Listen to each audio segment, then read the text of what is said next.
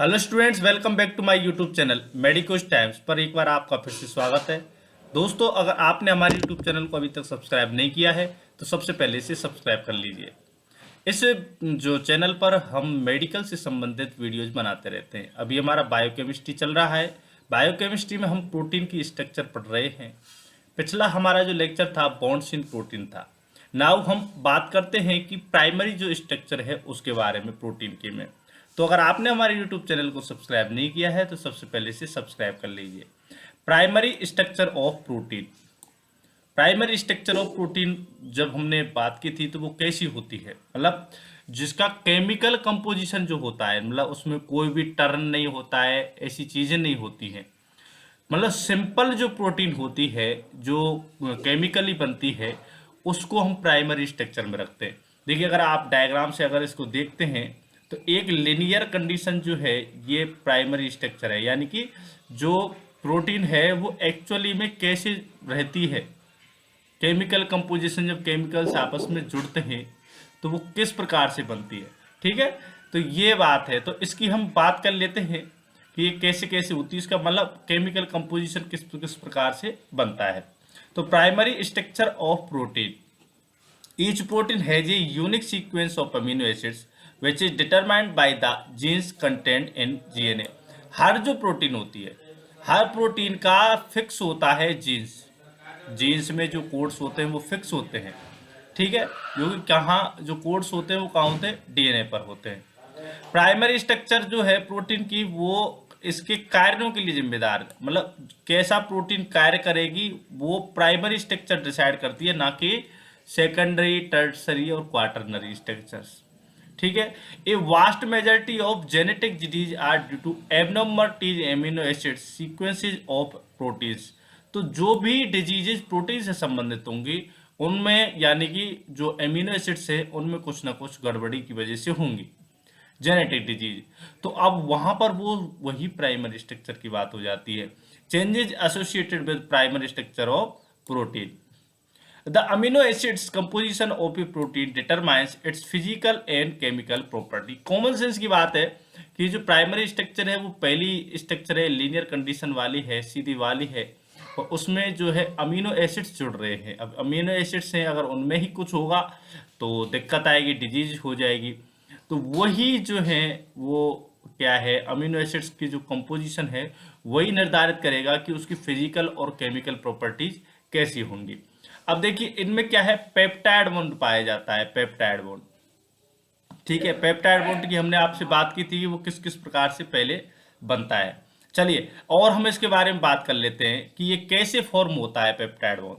तो the amino acids are held together in a protein by covalent peptide bonds और linkage. जो amino acids जो होते हैं उनमें आपस में कौन सा बॉन्ड मिलता है, पेप्टाइड बॉन्ड मिलता है। ठीक है, दीज बॉन्ड्स आर रेदर, और ये जो बॉन्ड है ये कैसा है, कोवालेंट वाला बॉन्ड है। These bonds are rather strong और and serve as cementing material between individual amino acids consider as BRICS.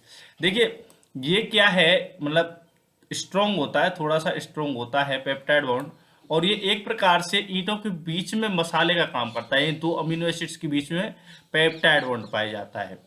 ठीक है, अब इसका फॉर्मेशन की बात करते हैं। अगर फॉर्मेशन ऑफ पेप्टाइड बॉन्ड की बात करते हैं तो किस प्रकार से होता है। When the amino group of an amino acids combine with the carboxylic group of another amino acid, a peptide bond is formed। यानी एक का अमीनो ग्रुप, एक का कार्बोक्सिलिक ग्रुप, दोनों आपस में जब जुड़ते हैं तब ये पेप्टाइड बॉन्ड का फॉर्मेशन होता है। Note that a dipeptide will have two amino acids and one peptide, not two bonds। मतलब एक पेप्टाइड बॉन्ड है तो उसमें दो बॉन्ड नहीं है, लेकिन अगर डाइपेप्टाइड है तो दो पेप्टाइड बॉन्ड हो गए हैं। ठीक है, ये बात कर रहे हैं। चलिए, peptides containing more than 10 amino acids, अगर ऐसी तो उसमें डे का पेप्टाइड कहेंगे। ठीक है, तो उसको क्या कहेंगे, डे का पेप्टाइड। 10 का मतलब डे का, डाई का मतलब दो, ट्राई का मतलब तीन। ठीक है, तो ये कंडीशन है। तो जो दो अमीनो एसिड्स हैं अगर उनके बाद में सिंगल है तो पेप्टाइड बॉन्ड सिंगल हो गया है, डबल है तो डबल पेप्टाइड बॉन्ड हो गया है। ठीक है, तो ये ऐसी कंडीशन से दो उनके बीच में क्या है, पेप्टाइड बॉन्ड, दो अमीनो एसिड्स के बीच में पेप्टाइड बॉन्ड है। ठीक है, चलिए अब आगे हम बात करते हैं characteristic of peptide bond. Peptide bond की करेक्टरिस्टिक्स क्या होती हैं उनके बारे में बात करते हैं। तो करेक्टरिस्टिक किस प्रकार से है, the peptide bond rigid and planar with partial double bond in character. देखिए बात क्या है कि ये रिजिड है और प्लेनर है और पार्शियल डबल बॉन्ड होता है, वो करेक्टरिस्टिक दिखाता है। It generally exist in trans configuration. ये क्वेश्चन पूछने वाला है कि पेप्टाइड बॉन्ड में कौन सा कॉन्फ़िगरेशन पाया जाता है, तो आप क्या कहेंगे, trans configuration. Both CO and NH group of peptide bonds are polar, दोनों ही पोलर होते हैं, and are involve in hydrogen bond formation. तो इस वजह से ये जो है ये हाइड्रोजन बॉन्ड के राइटिंग ऑफ पेप्टाइड स्ट्रक्चर। अब पेप्टाइड की स्ट्रक्चर है उसको किस प्रकार से लिखते हैं, तो conventionally the peptide chains are written with the free amino acid end. तो हमने पिछली जब बात की थी तो आपको वहाँ फ्री की बात की थी कि एन टर्मिनल कौन सा होता है, सी टर्मिनल कौन सा होता है, करी थी ना बात पिछले। अगर आप वीडियो देखते हैं तो आपको आसानी हो जाती है अगले वीडियोज में क्या हम बोलते हैं, ठीक है। तो जहाँ पर फ्री अमीनो एसिड में एन टर्मिनल होता है वहाँ पर क्या होता है, लेफ्ट में होता है, और जो कार्बोक्सिलिक एंड या सी टर्मिनल होता है वो राइट में होता है। यानी पेप्टाइड चेन में ऐसा जनरली होता है कि जो एन टर्मिनल है वो लेफ्ट साइड में रहेगा और सी टर्मिनल है वो राइट साइड में रहेगा। The amino acid sequence is read from N terminal end to C terminal. Amino acid की सीक्वेंस जो है एन टर्मिनल से सी टर्मिनल की तरफ पढ़ी जाती है। Incidentally the protein biosynthesis also starts from the N terminal amino acids. और जो प्रोटीन जो है उसका फॉर्मेशन भी ये एन टर्मिनल के साइड से ही होता है। देखिए अमीनो एसिड 1 है, अमीनो एसिड 2 है, इसका कार्बोक्सिलिक ग्रुप हो गया है, इसका अमोनियन ग्रुप हो गया है, दोनों मिलकर के पेप्टाइड बॉन्ड बनाएंगे। वाटर है जो बाहर निकल गया है ये बन गया है डाइपेप्टाइड, ठीक है भाई साहब। अब ये इसमें देखिए आप, ये जो है इसमें एक साइड जो है वो फ्री कौन सी, ये वाली फ्री है और एक साइड वाली फ्री है, इसी की बात कर रहे हैं भाई साहब हम। तो इसकी बात कर रहे हैं तो आप देखिए बात कैसे कर रहे हैं, हम ऐसे बात कर रहे हैं भैया कि ये इधर से इधर की साइड में पढ़ा जाएगा, इनका ग्रुप जब भी पढ़ा जाएगा अमीनो एसिड्स को इधर से इधर की साइड में पढ़ा जाएगा, और लेफ्ट साइड में जो है वो एन टर्मिनल यानी कि ये रखा जाएगा और सी टर्मिनल जो है राइट साइड में रखा जाएगा। तो इस प्रकार से फॉर्मेशन होता है डाइपेप्टाइड का। दो जो है अमीनो एसिड्स हैं उनके बीच में डाइपेप्टाइड का फॉर्मेशन हो गया है। चलिए सॉर्थन to read peptides. The amino acids in a peptide or protein are represented by 3 letter or 1 letter abbreviation. This is the chemical shorthand to write, मतलब शॉर्ट फॉर्म में आप कैसे लिखेंगे पेप्टाइड के।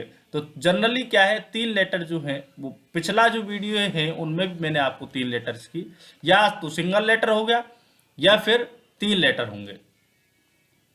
Naming of peptides, for naming peptides the amino acid suffix is आइन और N लगाते हैं और या फिर 8 लगाते हैं, are change to oil with the exception of C terminal amino acid. तो ये इनके जो है लास्ट में लगाने के होते हैं, आयन एन 8 आयल, ठीक है। 10 ए जो है ना आयल वाला तो सी टर्मिनल अमीनो एसिड्स के लिए लगाया जाता है। Thus a tripeptide composed of N terminal glutamate a cysteine and C terminal glycine is called glutamyl cysteinyl glycine, ठीक है। ये इस प्रकार से हो जाएगा। देखिए ये ग्लूटामेट है, ये सिस्टीन है और ये क्या है, ग्लाइसिन है, और ये कार्बोक्सिलिक ग्रुप है। ये मतलब ये अब हम टर्मिनल कह लेते हैं, ये एन टर्मिनल है, ये सी टर्मिनल है।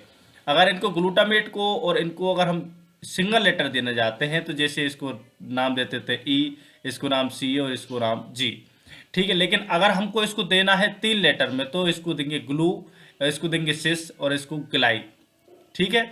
अब इनका जो नाम क्या होगा, वो नाम किस प्रकार से होगा, तो नाम अगर एक ही जो है मतलब एक ही प्रोटीन है उसकी प्राइमरी स्ट्रक्चर में ये 3 अमीनो एसिड इस प्रकार से लगे हुए हैं तो इनको नाम इस प्रकार से देंगे ग्लूटामाइल। यानी सी टर्मिनल की तरफ जब हम बढ़ते हैं तो मैंने आपको यहाँ बताया था, ऐसे अगर इसकी तरफ बढ़ते हैं तो सिस्टाइनल और ये ग्लाइसिन। तो ये इस प्रकार से ये जो है कुछ नाम दिए जाते हैं पेप्टाइड बॉन्ड्स के। लास्ट वाला जो सी टर्मिनल के पास है उसका जो नाम होगा वो सेम रहेगा। अब आगे हम बात करते हैं डायमेंशन जो